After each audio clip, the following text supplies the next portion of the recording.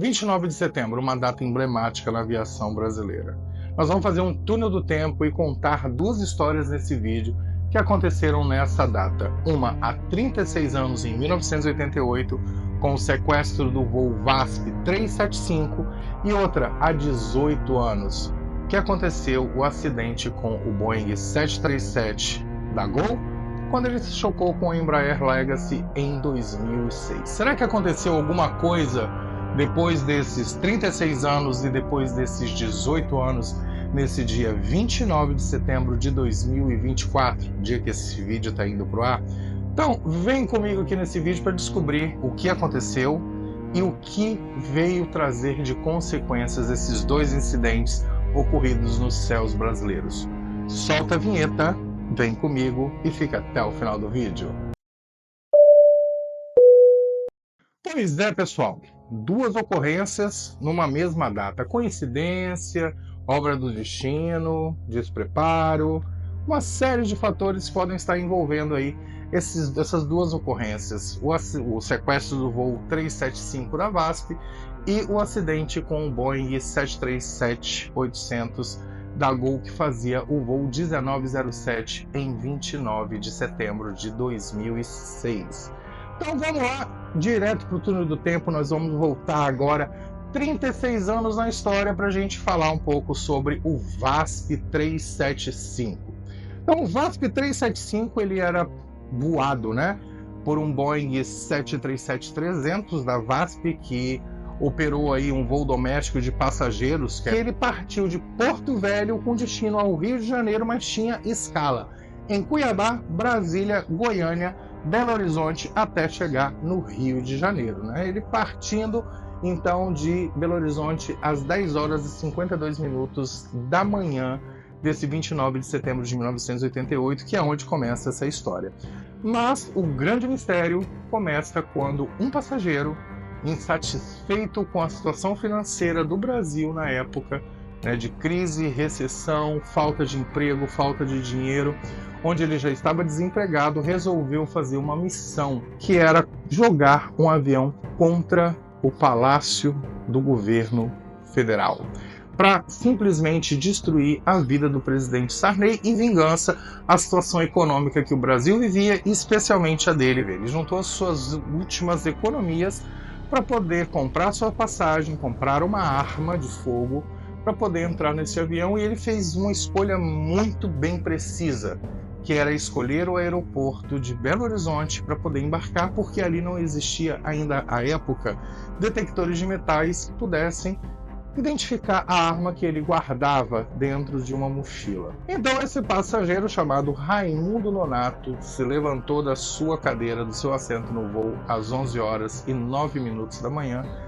e invadiu a cabine de piloto, que era comandada pelos pilotos Fernando Murilo e pelo copiloto Salvador Evangelista, às 11 horas e 12 minutos, anunciando o sequestro dessa aeronave. E de início ele já disse que era para desviar o avião para Brasília, sem explicar o seu motivo, e o piloto Fernando Murilo, com toda a sua expertise profissional, todo o seu conhecimento, acionou o código 7500, que significa invasão inapropriada da cabine de pilotos. Isso sinalizou ao centro de controle aéreo de que algo estranho estava acontecendo e que aquele avião tinha sido tomado em sequestro. E o avião mudou de rota rumo a Brasília. Nesse intervalo, aconteceram diversas coisas, só fazer um resumo dessa história para vocês. Infelizmente, numa tentativa de manter comunicação com a torre de controle, o copiloto Salvador Evangelista, tentando buscar o seu headphone para poder fazer comunicação, que é uma das funções do copiloto, foi entendido como uma tentativa de buscar alguma arma para atirar no Raimundo Nonato, e ele reagiu com um tiro que fatalizou o copiloto, Salvador Evangelista. Nesse momento o avião perdeu o controle porque o corpo do Salvador Evangelista se projetou contra o manche. O avião começou a descer, O piloto Fernando Murilo teve que conter a aeronave no braço, e a partir desse momento começam as negociações com a torre de controle. A torre de controle de Brasília foi anunciada, afinal de contas o avião estava indo para lá. O Planalto ficou sabendo da intenção, a aeronáutica ficou sabendo dessa situação e a Polícia Federal também começaram as negociações. E ele queria mesmo, era como dizia Renato Russo, eu queria era falar com o presidente para ajudar toda essa gente que só faz sofrer. Mas com toda a expertise do piloto Fernando Murilo, ele conseguiu fazer diversas manobras que confundissem o sequestrador da aeronave e fizesse com que ele não soubesse para onde eles estavam indo. E a negociação acontecia em terra ainda com o pessoal de Brasília. Nesse intervalo, ele, depois de várias negociações, o avião já com combustível quase por final, ele resolve fazer algumas manobras para tentar tirar o sequestrador do foco dele. Ele ia tentar de fato derrubar o sequestrador deste avião. Então ele, batendo um papo, conversando bastante com ele, falou que tinha sido piloto da aeronáutica e que ele tinha um grande sonho em realizar uma manobra num avião. E nesse momento ele começa a fazer um turno, que é virar o avião de cabeça para baixo. Faz um 180 no avião para deixar o avião de cabeça para baixo no intuito de derrubar o sequestrador. Foi uma manobra fantástica, E nesse interveio, nesse tempo aí, caças, antes da manobra do Tunô, já estavam anunciando que o avião seria abatido se eles não pousassem em Goiânia. E era o combustível suficiente que o piloto Fernando Murilo tinha para poder pousar este avião. O avião não conseguia nem voltar mais para o Rio, não conseguiria chegar em Brasília, e a única opção que ele tinha era pousar no aeroporto Santa Genoveva, em Goiânia. E foi nesse momento que ele decidiu fazer o turno barril, virar o avião de cabeça para baixo para derrubar o Raimundo Nonato. Nesse intervalo aí, Raimundo Nonato se segurou e não conseguiu cair. Ele não foi derrubado. Ele estava tão focado no propósito da sua missão, que era jogar o avião no Palácio do Planalto, ele se manteve firme, e o piloto tentou uma segunda manobra. Um parafuso fazendo o avião descer em espiral. Nesse momento, sim, Raimundo Nonato foi projetado para o fundo do avião, saiu capotando, e o avião teve várias falhas estruturais naquele momento, mas mesmo assim o piloto Fernando Murilo conseguiu manter o avião sob controle e conseguiu pousar a aeronave no aeroporto de Santa Genoveva, em Goiânia. O Raimundo Nonato não permitia que ninguém saísse de dentro da aeronave sem autorização dele, e ele falava que a aeronave era dele, e o Fernando Murilo falou que ninguém mais morreria dentro do avião, que ele era o comandante e que o avião era dele. Então começaram-se as negociações internas, uma tentativa de invasão da aeronave para poder eliminar e neutralizar o sequestrador.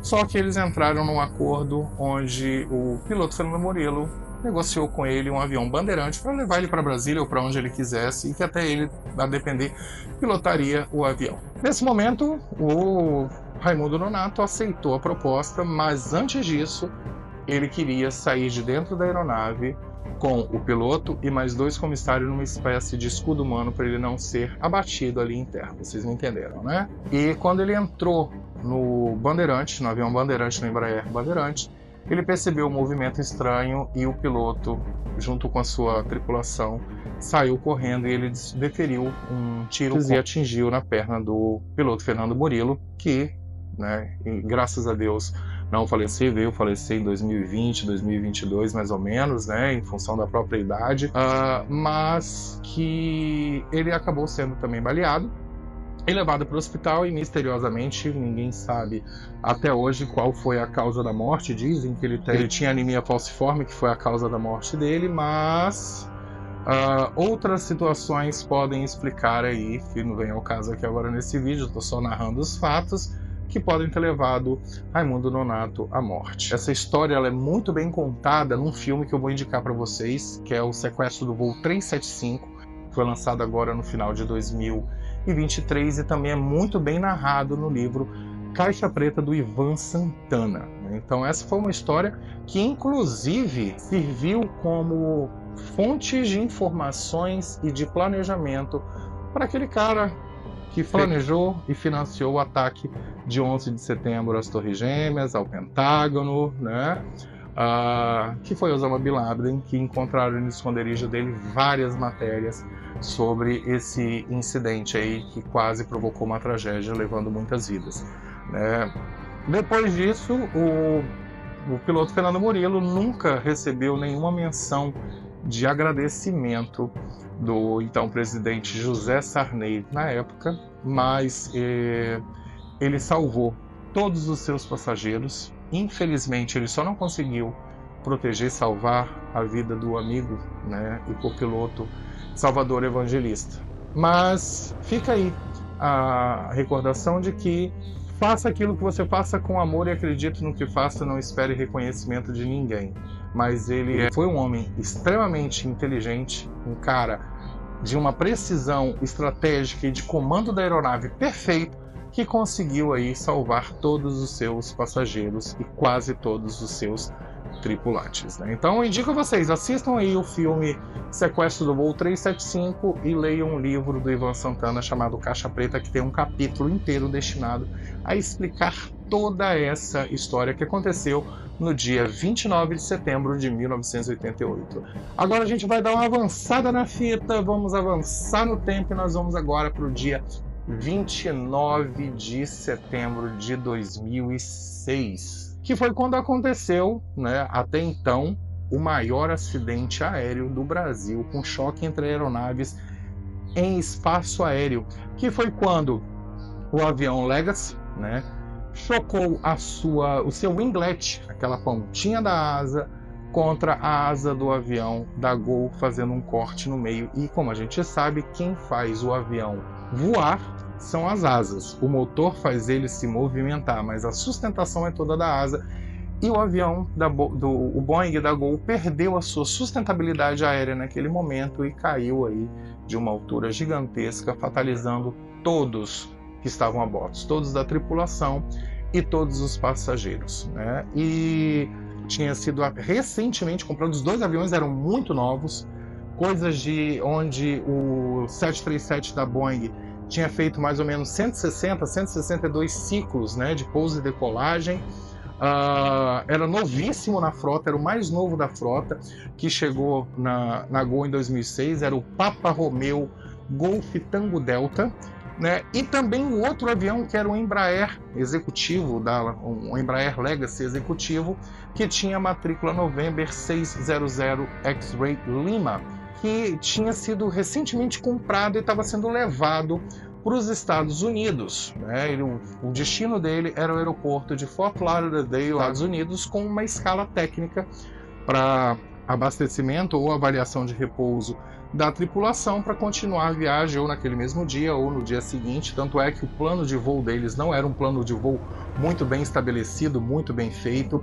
Existiam outras situações aí que os pilotos não foram treinados adequadamente, né? O Paladino e o Lepore não foram treinados adequadamente para voar naquele Embraer Legacy, fizeram um treinamento rápido e estavam levando um funcionário da Embraer até Manaus para ajudá-los a sair do território brasileiro, né, dentro das vias aéreas, né, que a gente tem aí, as estradas aéreas dos céus do nosso país, até Manaus, e de Manaus eles seguiriam o caminho deles. Só que no meio desse caminho, né, na saída do Legacy, ele saiu do aeroporto de São José dos Campos às 2h51 da tarde, com destino a Fort Lauderdale, na Flórida, né, com essa escala em Manaus, e tinham 5 passageiros, que eram um jornalista e os proprietários, sócios da empresa que compraram esse Legacy, né? O voo Gol 1907, ele partiu de Manaus às 15h35 com destino ao Rio de Janeiro em uma escala em Brasília, né? E era pilotado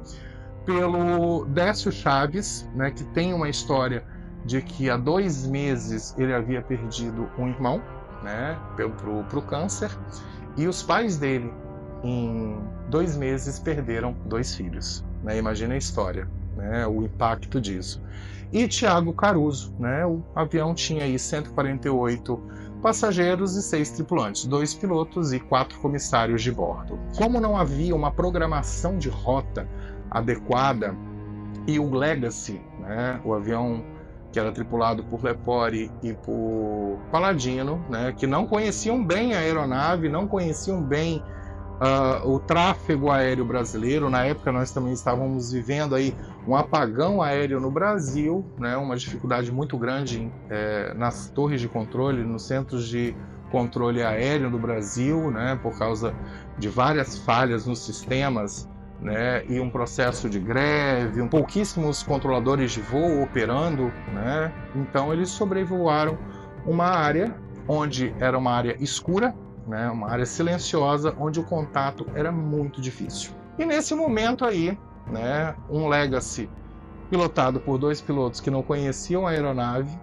desligaram o transponder, que é aquele sistema que faz a localização de aviões para eles não se colidirem, um sistema anti-colisão aéreo, foi desligado. Então eles fugiram da regra ver e ser visto. Como ele estava desligado, o avião da Gol não conseguia vê-lo. Ele era um avião pequeno, estava voando na mesma direção, né, em sentidos contrários, e por volta aí das 16h48 se perdeu o contato do voo Gol 1907, e a torre de controle já vinha tentado contato várias vezes com o Legacy, com o Lepore e com o Paladino, mas não tinha nenhum tipo de sucesso de contato com eles.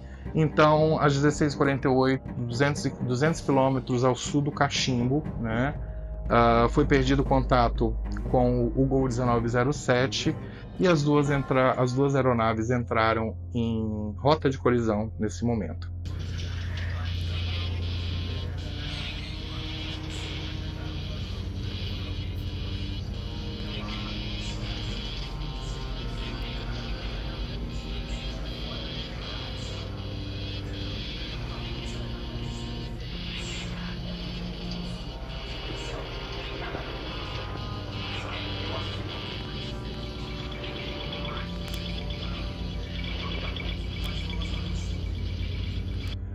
O Legacy cortou a asa do 737-1907 da Gol, perdeu a sustentabilidade e caiu, né? O avião deveria ter chegado por volta das 18 horas em Brasília e não chegou, né? Então foi dado a partir desse momento aí, pela ausência de contato, que o avião estava desaparecido, né? E no final do dia foi anunciado que o avião havia caído, né? No dia seguinte começaram as buscas pelos destroços da aeronave, e foi identificado aí, então, que essas 154 pessoas que estavam a bordo haviam perdido suas vidas nesse trágico acidente que aconteceu no dia 29 de setembro, só que agora de 2006. Os pilotos e os passageiros do Legacy não sofreram nenhum tipo de dano, né? Não tiveram nenhum tipo de lesão, conseguiram pousar numa base militar da Serra do Cachimbo, no Pará, né? Onde houve uma destruição parcial da asa do Legacy, né? Então eles ficaram ali detidos por um tempo, e infelizmente aí a perda da vida das 154 pessoas que estavam a bordo do Boeing 737-800 da Gol, que fazia o voo 1907. Não foi identificado, né, durante toda a investigação, que durou mais ou menos 2 anos e pouco, pelo CENIPA, juntamente com outros órgãos internacionais. Não foi identificado nenhum tipo de problema operacional, nenhum problema técnico e nenhum problema no histórico dos pilotos Décio e Cruzo, que pilotavam o avião da Boeing. Mas, em contrapartida, no Legacy encontraram diversos tipos de inconsistência que levaram ao acidente. Então, uma delas era o conhecimento insuficiente dos pilotos sobre aquela aeronave, um baixo desempenho por falta de conhecimento para voar aquele tipo de avião, tá? O transponder desligado, né, que os pilotos não perceberam esse desligamento, um plano de voo muito mal planejado, tá? Tanto pelos pilotos quanto quem estava auxiliando, que era a Embraer, né, e também o controle de voo, né? A falta de divisão de tarefas entre Paladino e Lepore, né, porque eles não sabiam o que estava acontecendo, tanto que na hora que os aviões se chocaram asa com asa, um perguntou ao outro: o que aconteceu? O que houve aqui? E os pilotos da Gol morreram sem saber o que aconteceu para o avião deles cair, sendo que eles estavam num voo super tranquilo, né, super de boa, e eles morreram sem saber o que aconteceu, e eles tentaram até o último instante manter o avião voando, né? Faltou aí também procedimento operacional padrão da empresa que comprou a aeronave para aquele tipo de voo, né, operação padrão para os pilotos, né, então, e até mesmo do manejo da aeronave, né, então houve também uma comunicação insuficiente com o controle aéreo de Brasília, foi insuficiente em vista desse apagão, mas por fim, né, os pilotos Palladino e Lepori, né, foram condenados, né, pela Justiça Federal do Mato Grosso a serem presos aí, né, mas não cumpriram as suas penas que tinham sido solicitadas. Essas penas foram prescritas em 2017, né, então mesmo depois de várias tentativas do Ministério Público Federal ter tentado a extradição desses dois pilotos para serem presos aqui no Brasil, mas os Estados Unidos respondeu isso depois de 3 anos, negando a adotar esse procedimento de colaboração internacional, falando que o crime de condenação não permitiria a extradição, né, o protecionismo, né, e aí fomentando que o crime compensa, né. Então, tudo bem que entende-se que não havia nenhuma intenção em causar esse acidente, mas todo o contexto levou a morte de 154 pessoas, né? E eles não cumpriram essas penas, né? Mas em contrapartida, aquela história, né? A corda sempre estoura para o lado mais fraco, né? A Justiça Militar entendeu aí que o sargento João Marcelo Fernandes dos Santos, que era o controlador de voo, né? Desse território, teve responsabilidade do acidente do Gol 1907 e condenou aí em 26 de outubro, né, de 2010 a 1 ano e 2 meses de detenção por homicídio culposo, né? Então essas foram as consequências, né? A impunidade dos pilotos, né, que provocaram um acidente, né, deliberadamente, indeliberadamente, não sei.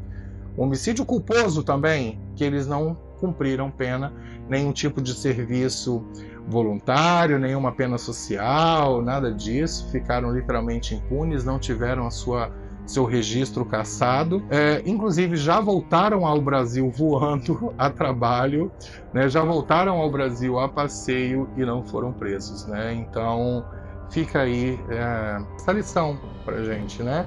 E essa história também ela é muito bem contada num capítulo riquíssimo no livro do Ivan Santana, também chamado de Perda Total. Então, pessoal, era isso daí que eu queria trazer para vocês, né?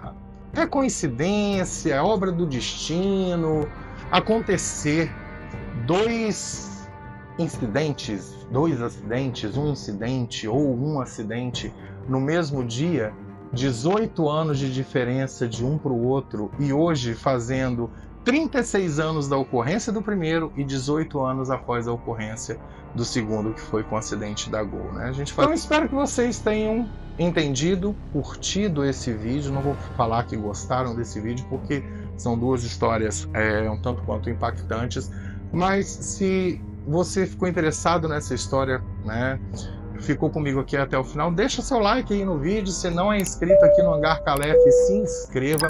Me conheça também lá no Instagram, @SandroCalef, para você ficar sabendo também coisas sobre aviação que eu sempre posto lá no Instagram, ver também os shorts que eu sempre coloco aqui, ó, dessas belezuras, das minhas miniaturas que eu faço coleção. E eu deixo para vocês um grande abraço de urso e um beijo no coração. Até o próximo vídeo e fui!